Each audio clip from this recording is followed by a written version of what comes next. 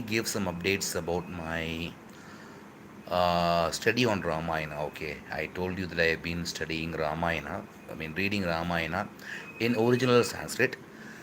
But for the past 3 days, I have given a pause. Okay, I have to resume it soon. I am in 99th Sarga of Ayodhya Kanda. But in the meantime, I was doing a lot of research about Ramayana, right? And I already told you about many things in my previous video regarding the exile of Rama. Why did it happen? And I wanted to disclose much more information, which I already found out, but I did not disclose it in my last video, right? So, well, did I mention about Dasarada Jataka? Dasarada Jataka is the Buddhist work, which is very, very unique because a lot of people debate on this topic. Okay, forget about other versions like there is Jain Ramayana. Forget about it. But Dasarada Jataka, it is a very short story. Okay, and this is very, very unique. And many people debate. Okay, did Valmiki Ramayana borrow from Dasarada Jataka, or did Dasarada Jataka borrow from Valmiki Ramayana? But none of these two things happened. Okay, Valmiki Ramayana did not borrow from Dasharatha Jataka. In fact, I think Valmiki or whoever wrote Ramayana was not even aware of Dasharatha Jataka. At the same time, Dasharatha Jataka also did not borrow from Valmiki Ramayana. Okay, uh, I will come to the main story. Okay, and maybe I will introduce because I don't think I will be able to speak for a long time because if I want to speak about this topic, I need some support, I need some listeners, I need some comments and some questions regarding the topic, not off topic. Okay, everything is required. So maybe I will give you an outline. Okay, maybe I will give you a homework. Okay, I don't think I should disclose everything because I really did a very hard work and I'm still doing it. Okay, one thing is about these two differences. Okay, I have already published a blog post which has a translation of the Dasharatha Jataka. Go through it and please let me know your opinions about it. How does it compare to Valmiki Ramayana? But I'll give you some clues. Okay, Dasharatha Jataka omits the episode of abduction of Sita. There is no Ravana in the first place. Dasharatha Jataka does not have Ravana at all. And it is a very simple story. Okay, usually stories which are very, very simple tend to be original. Okay, but as I told you, okay, none of these two, when you take Valmiki Ramayana or Dasharatha Jataka, none of these borrowed from each other. The reality is they borrowed from an original oral tradition. Okay, a tale which was very, very popular about Rama.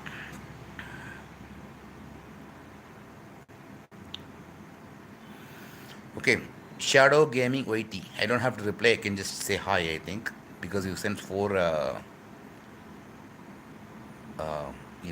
comments. Anyway, okay. Uh, so that is one thing. Okay, you can just go ahead and explore the differences between these two, and this will be a very major topic in my research. And the next thing is the location of Lanka. Okay, what if I tell you that the Lanka of Ramayana is not Sri Lanka, but it is in Madhya Pradesh itself, near the Chitrakoot mountain, okay, where Rama originally, like Rama after, when Rama goes to Vanavas, he first reaches this Shringaberapura, which is called as Shringverpur, okay. It is Guha's, Nishada King's Guha's area, and he helps Rama to cross the river Ganges.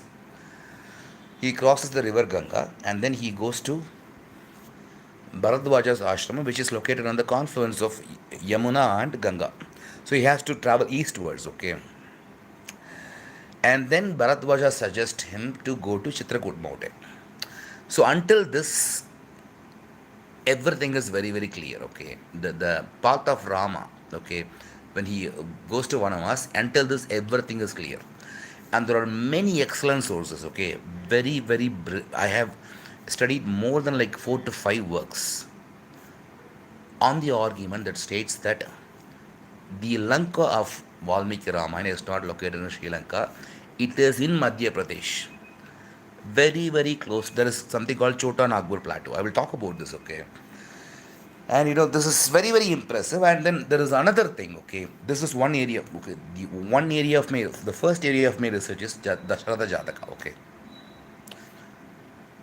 I will give you an exercise, okay? Try to, just, I don't mind, okay? Even if somebody publishes my work as his own, okay? Because people are doing it already. Okay, maybe I should not give the third clue, okay?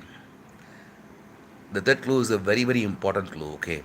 Because these two clues, okay, what I said about Dasharatha Jataka, okay, being the original Ramayana, a lot of people have talked about it. And then the other one, okay, Lanka is not in Sri Lanka, it is in Madhya Pradesh. A lot of research has happened. I can, like, there are like bundle of books, okay. Fortunately, I was able to download everything online for free, and the arguments are very convincing, okay. But there's a third argument which these researchers miss, okay. This third argument is the key to connect everything together, okay. Whatever I said about this Dasharatha Jataka, okay, maybe Dasharatha Jataka was the original story. 90%, okay, I think so. But when I say this again, please don't misunderstand me, because Dasharatha Jataka is dated later than Valmiki Ramayana. But it doesn't mean that the story itself is dated later, okay. The story, Dasharatha Jataka, borrows a story from oral tradition. Valmiki Ramayana also borrows the story from the oral tradition that existed before Valmiki. Right? But none of these two works, okay, are aware of each other. But if we compare this to Vimalasuri's Jain Ramayana, it is aware of Valmiki's work. In fact, Vimalasuri himself states, okay, Valmiki Ramayana is wrong. I am going to produce the right version. That is how he introduces his work. But that is not the case with Dasharatha Jataka, okay. Dasharatha Jataka is a completely different story, and the story is not even aware of the existence of Valmiki Ramayana. And the same is true with Valmiki Ramayana as well. So I can safely conclude that both Dasharatha Jataka and Valmiki Ramayana get the actual story from another source, which is the oral tradition. Okay, that is one point. First, okay, keep this in mind. Okay,